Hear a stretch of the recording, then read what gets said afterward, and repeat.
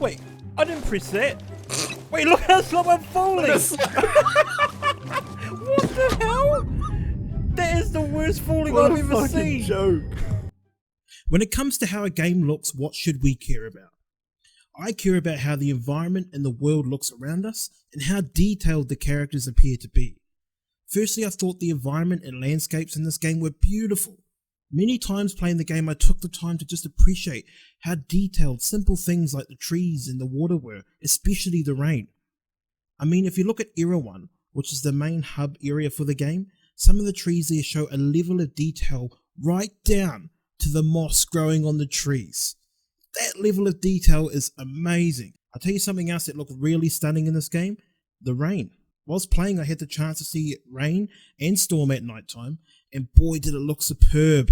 I loved how the rain droplets hit the ground and created like these little puddles that often showed reflections of nearby buildings. The way the water interacts with the environment in this game helped sell the immersion factor, and I found myself more invested in what was going on because of it.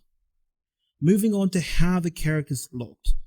Well, when you first load up the beta, you were met with a beautifully stunning created cutscene that shows a lot of detail and realism to certain characters. In particular, the character I created looked super good. The scars seemed real, and the beard I managed to pull off was glorious. My beard game was over 9,000. Sadly though, as the game progressed, I seemed to have this weird focusing, almost blurring effect that was happening to certain characters in my cutscenes. At first I thought it was something that I had changed in the settings or something that the game had set by default, but as the game progressed I kind of worked out that it was actually the game itself that was creating this blurring effect.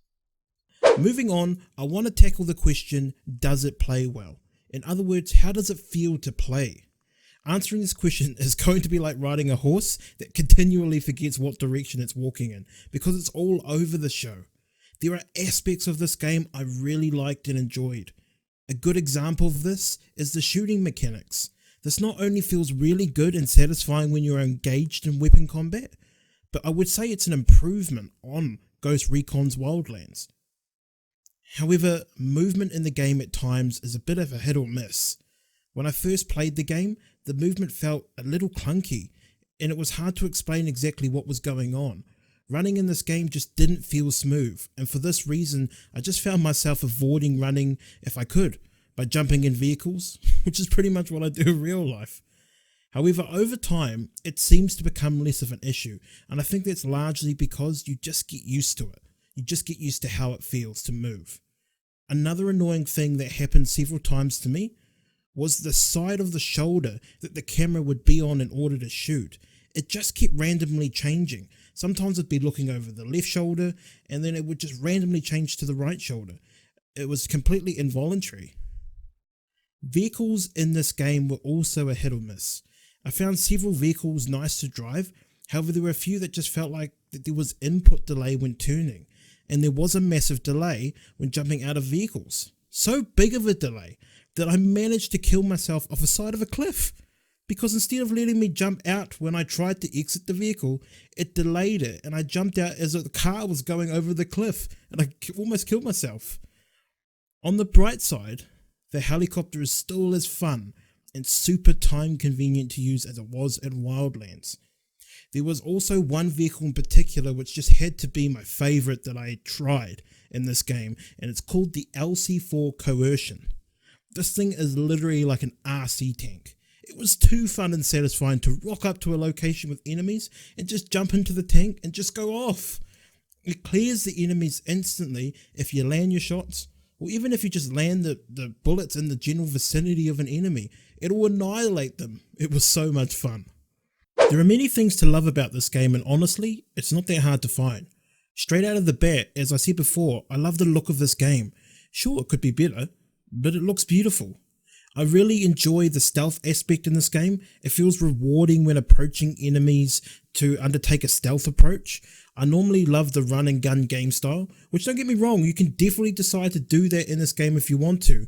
However, I did find myself playing more slowly in this game due to the appeal of playing more stealthily, which a lot of games don't successfully manage to convince me to do. I also really like how easy it is to know when your equipment needs to be upgraded. When you go to your loadout in your loadout menu, you are met with a yellow hazard sign, which is just a little thing that lets you know if you have something better to equip, and if you do, you can. It's just something, a little nice notification that I really appreciated. But perhaps one of the best things about this game is their new skin override system. This allows you to reap the benefits of wearing certain clothing items, but you can choose to not physically see the item. I found this incredibly useful with equipping hats, because I felt like with hats they killed the look of my character, but by having one equipped to me, it would increase my overall gear level. So with the override system, the skin override system, I could increase my gear level, but also not have to see myself with a hat on. I also want to make a brief note that the skill tree in this game was really good actually. There were many cool abilities to get, and it was good enough that I always found myself in a pickle trying to decide as to what I wanted to spend my points on. They successfully did well with the skill tree. There are many fantastic looking landscapes that I managed to travel to in this beta. I found some futuristic looking modern buildings that look totally awesome and a really dope Spanish fortress. There is plenty to see if you want to just opt into travelling around the map and not doing any missions, although many areas were blocked off in this beta so we couldn't explore all of it. The story in this game, for the amount of time I was exposed to it, was absolutely captivating. I really found myself invested in the story. There was only 2 missions in this beta and I legitimately wanted more after it. I finished the game and I wanted to see what was going to happen next in the story, but we just couldn't get it. That alone was almost enough to make me want to pre-order the game.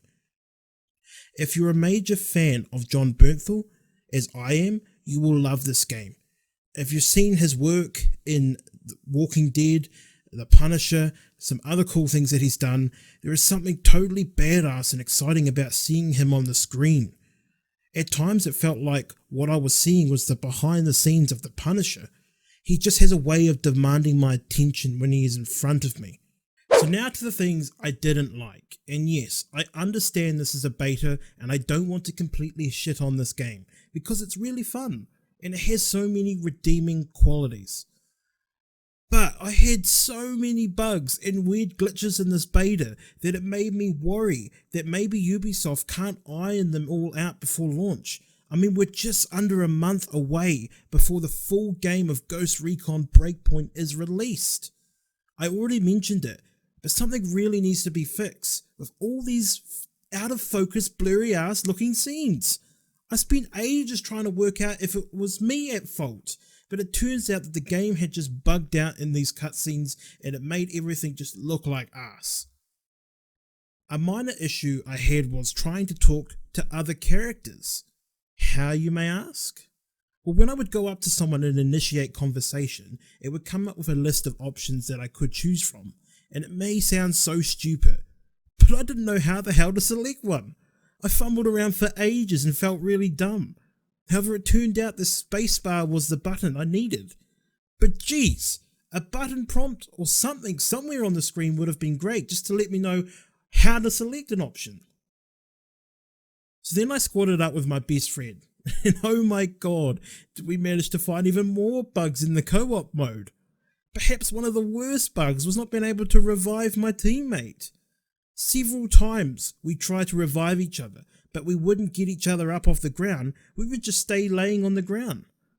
Which let me go on record and say, Ubisoft, this absolutely needs to be fixed before launch. This won't fly with most gamers. You need to be able to play and revive your teammates. During the game there was several times where the audio for vehicles were just cut out and you would hear nothing. Originally I thought all the cars were electric, but it turned out it was bugged. You couldn't hear the engines of the cars, and some of the vehicles would have a turret on them, and if you had a teammate in the turret that was shooting, you would hear nothing.